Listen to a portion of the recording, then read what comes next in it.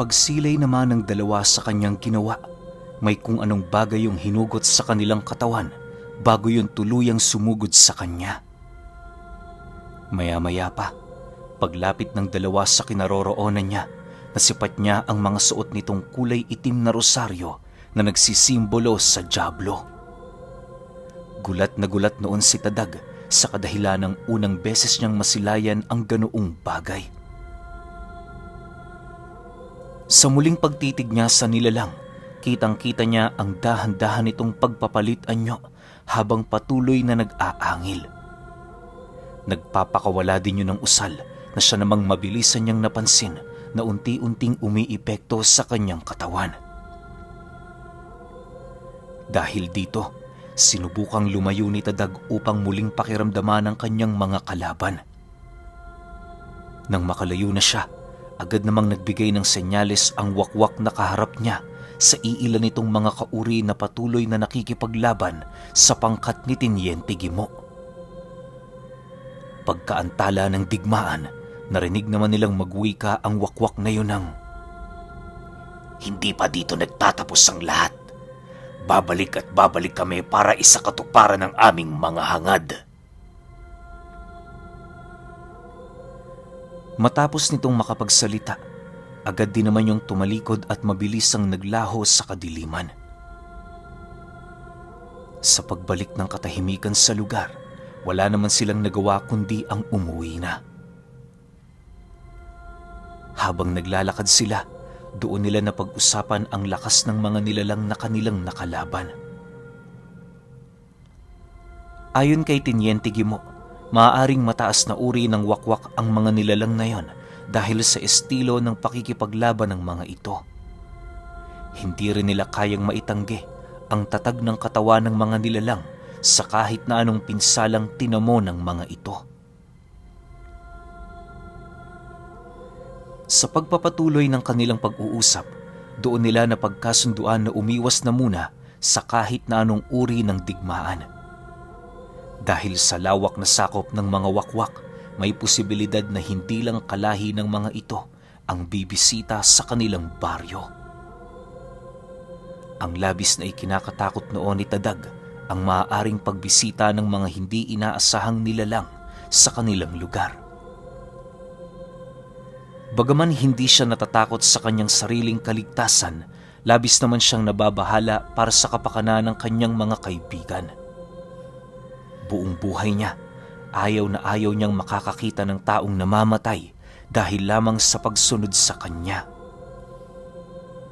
Pakiramdam niya kasi kapag nangyayari ang ganoong kaganapan, siya ang dapat sisihin sa mga nangyari.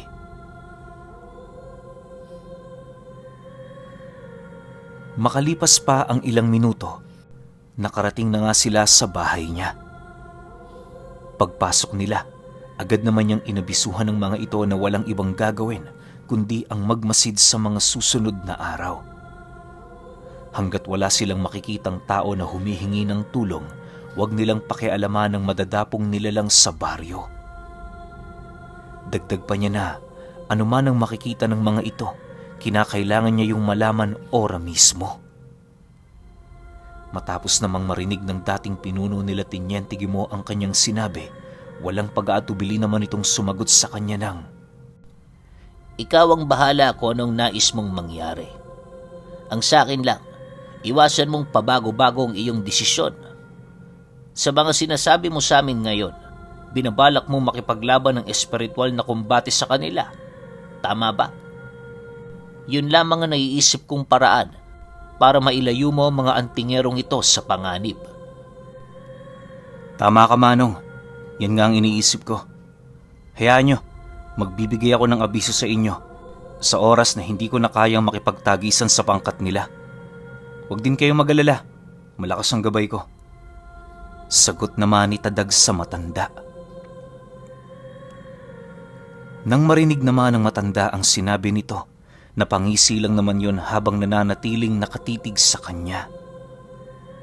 Maya-maya pa, nagpaalam na din itong aalis na kasama ang pangkat ni Teniente Gimo. Sa paglisan ng mga ito, nanatiling naghihintay lang naman sa kanyang utos ang mga trabahador niyang antingero. Yung matandang albularyo naman, pataba-taba ko lang habang malalim ang iniisip. Sa paglalim pa ng gabi, minabuti na ng mga itong pumasok sa loob ng kanyang pamamahay para magpahinga. Habang nakahiga sila, maya't maya naman ang pagtatanong ng mga kasama niya ukol sa planong kanyang naiisip. Medyo nababahala din kasi ang mga ito kahit papaano, lalo pat alam nilang mag-isa lang sa labanang yun si Tadag.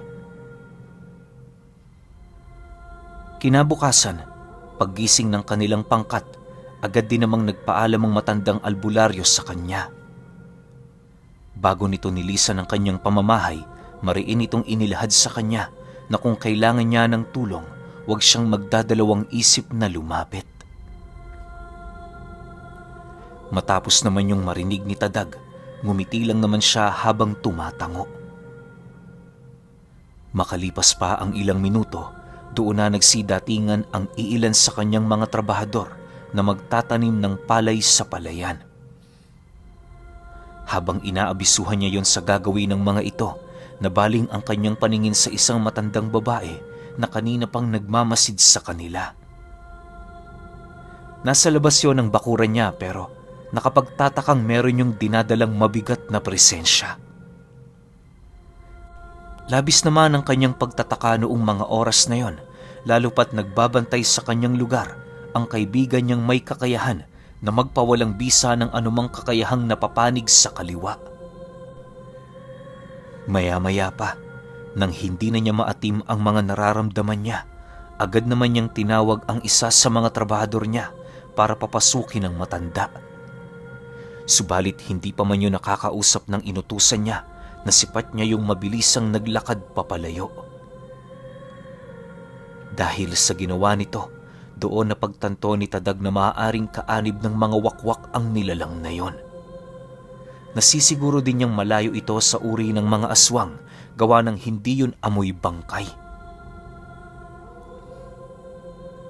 Sa pagkawala ng babaeng yon sa kanyang lupain, pansamantala muna niyang iniwan ng mga trabahador niyang naghihintay sa kanilang mga gawain.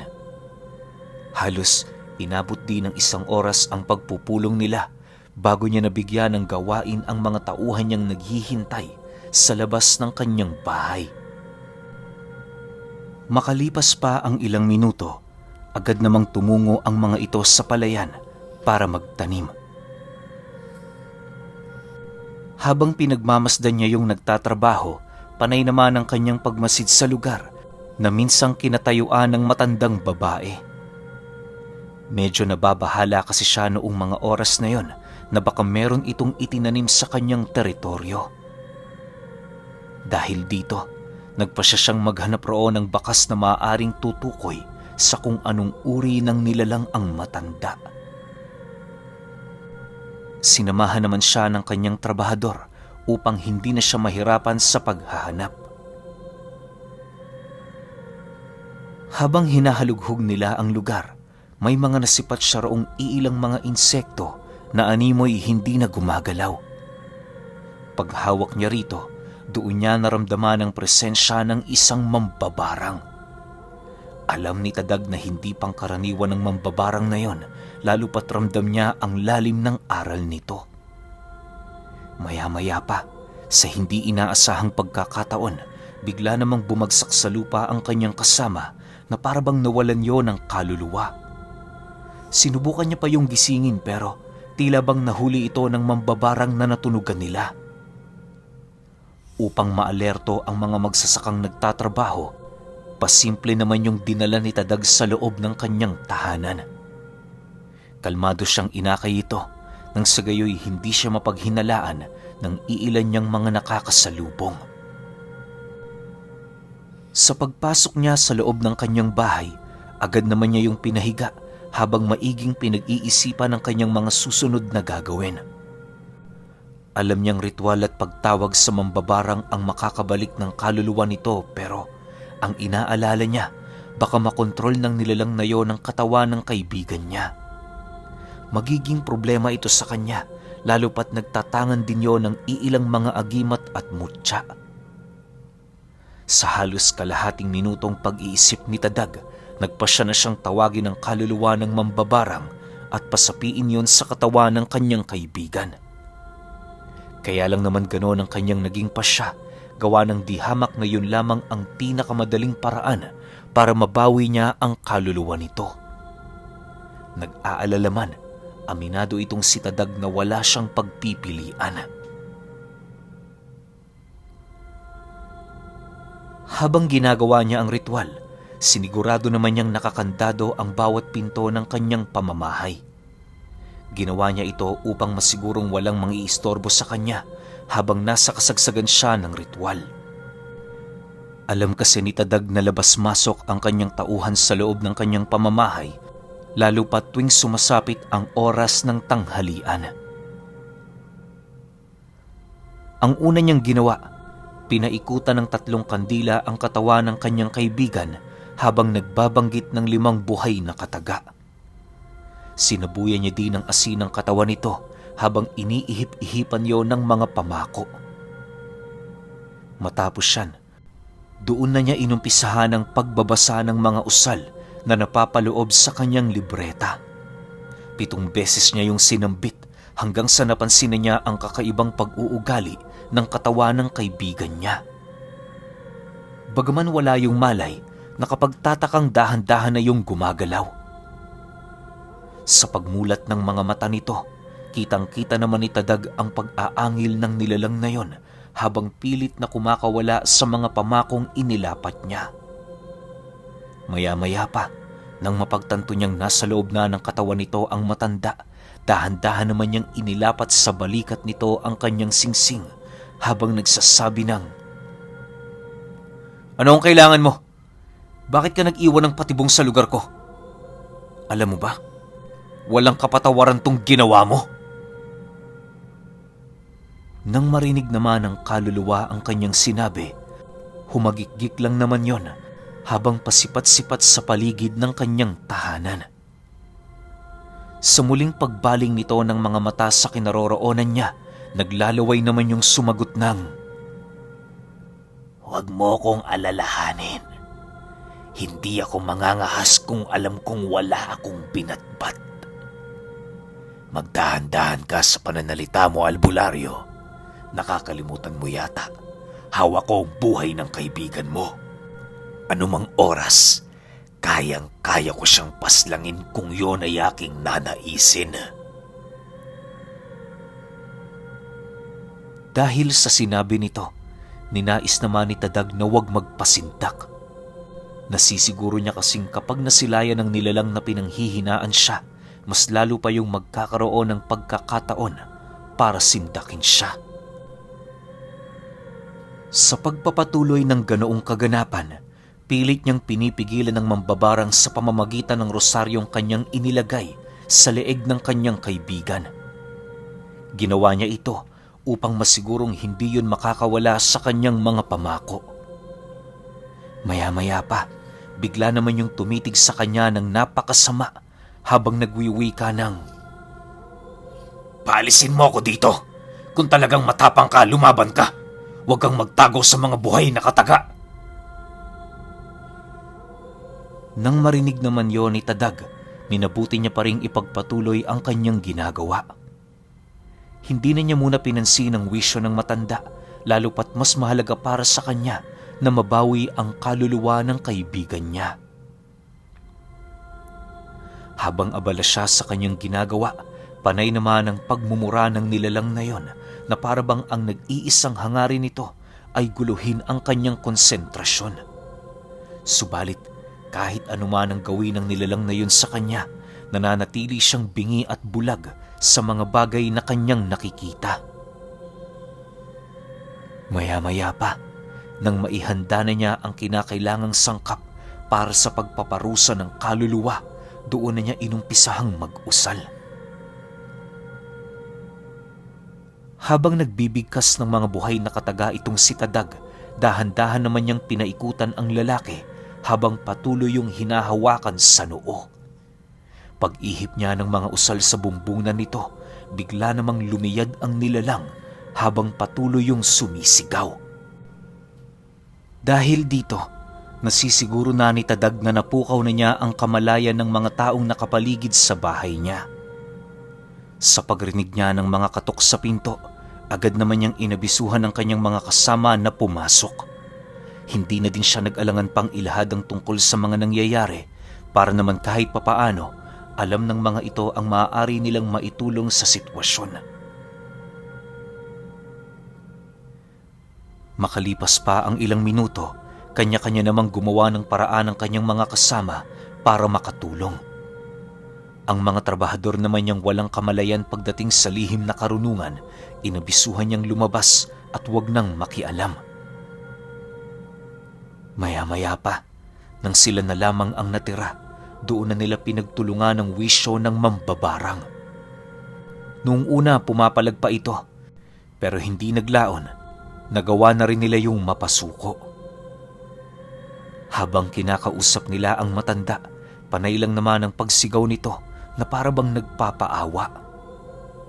Ilang beses na din yung humingi ng tawad kay Tadag pero hindi yun sapat upang basta-basta na lamang nila yung pakawalan.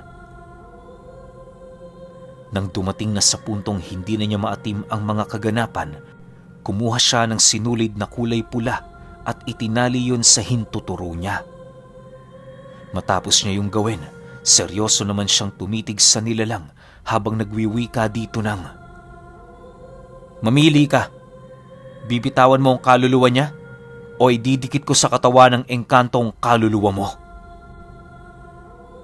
Matapos niyang makapagsalita, bigla namang lumitaw sa kanyang tabi ang isang tikbalang. Pagsilay nito sa kaluluwa ng matanda, umangi lang naman yon na para bang naninindak.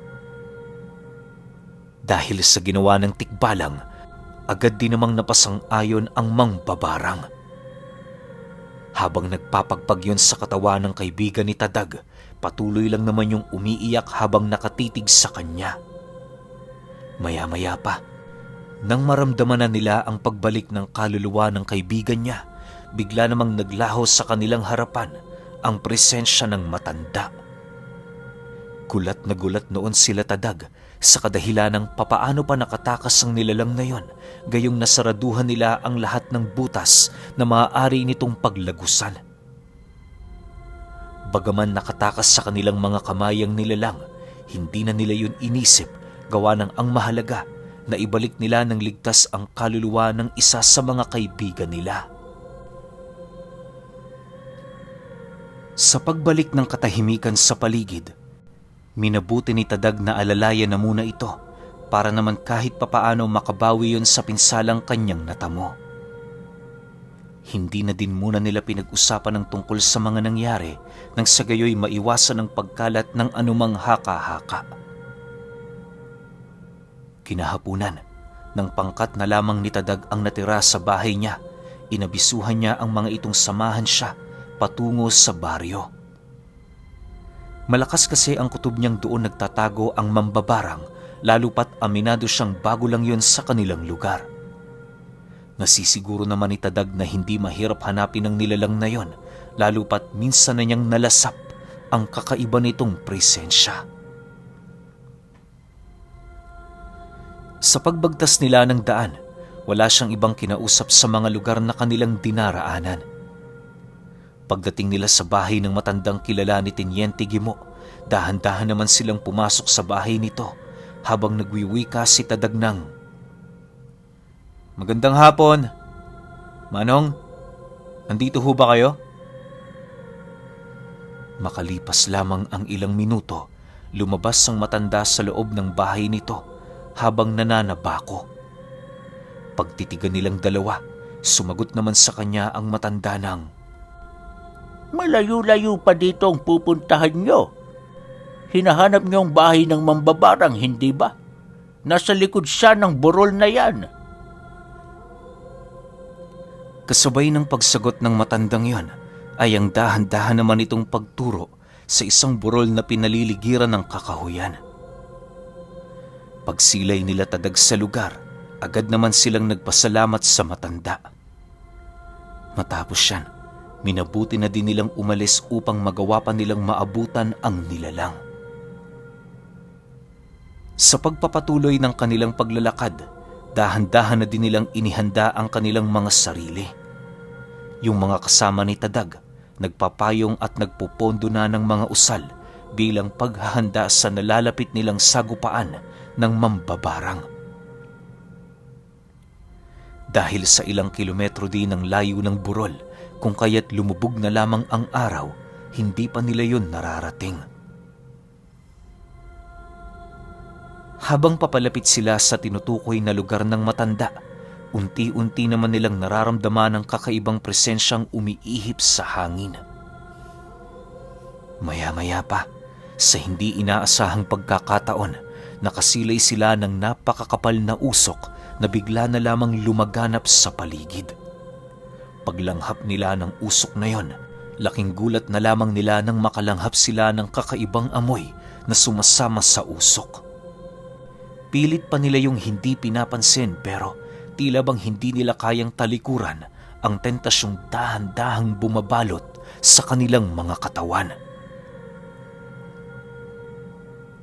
Matapos ang pangyayaring yon, inabisuhan ni Tadag ang kanyang mga kasama na huwag amuyin ang usok na nasa paligid. Mariin niya ding inilahad sa mga ito. Paulit-ulit nilang alalahanin ang tungkol sa kanilang napagkasunduang plano.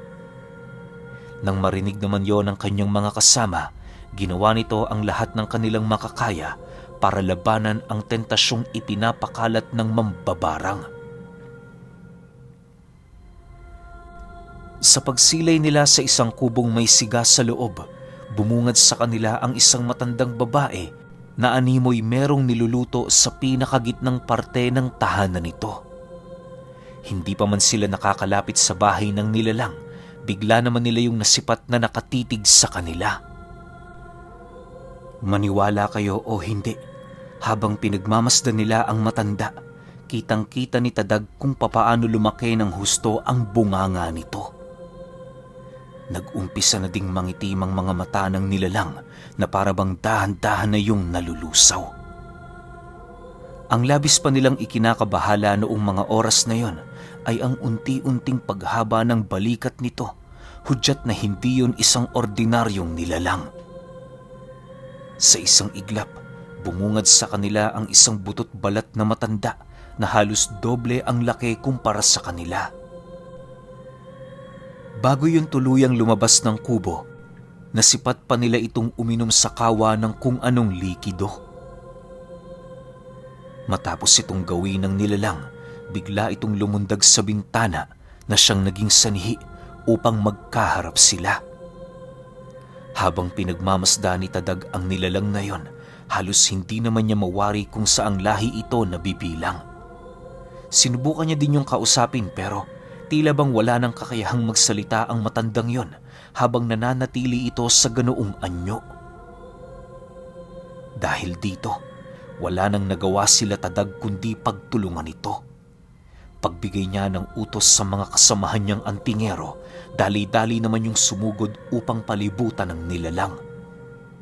Habang binabagtas ni Tadag ang daan papalapit sa nilalang na yon, doon na niya unti-unting nasisilayan ang mga insektong labas-masok sa katawan nito.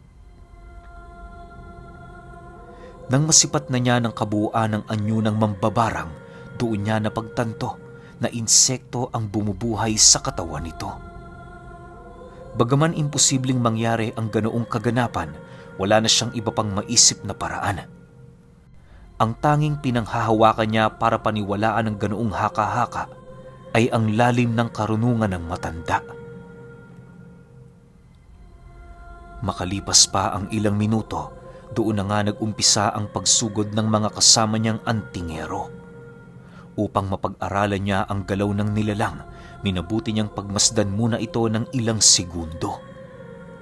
Nang masipat naman niyang hindi yun basta-bastang tinatabla ng kanilang mga armas, iniutos niya sa kanyang mga kaibigan na gumamit na ng mga buhay na salita.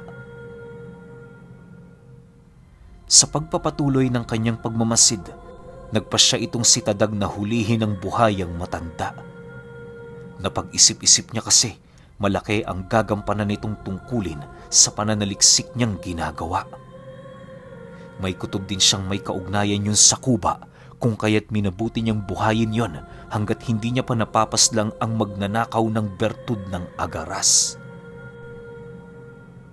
Subalit, nang akmang madadakip na yon ng kanyang mga kaibigan, bigla na lamang itong nilapa ng isang dambuhalang aso. Pagbagsak ng katawan ng mambabarang sa lupa, agad naman yung nangisay na parabang naghihingalo. Habang tangan-tangan yun ng aso, gulat naman ang mga kasamahan ni Tadag dahil sa mga nangyari. Maya-maya pa, sa pagpalit anyo ng aso, tumambad sa kanila ang matanda na dating pinuno sa lahi ni Tiniente Gimo. Okay, nako, yung mga ganitong bigla na lang papatayin yung isang kalaban, parang medyo nakakaamoy ako ng malansa rito no?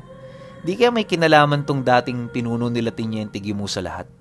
Tapos hindi nagkataon na aksidente nilang natagpuan yung pinuno nila Tiniente Gimo. Kumbaga sinadya to nila Tiniente Gimo na pagtagpuin yung tadhana nitong dalawa. Kasi bakit bigla kang mangingialam na hindi ka namang kasali? Yun yung tanong, di ba? Pero sige, para wala tayo masyadong tanong, sunod kagad natin yung 11. Yun lang. Salamat.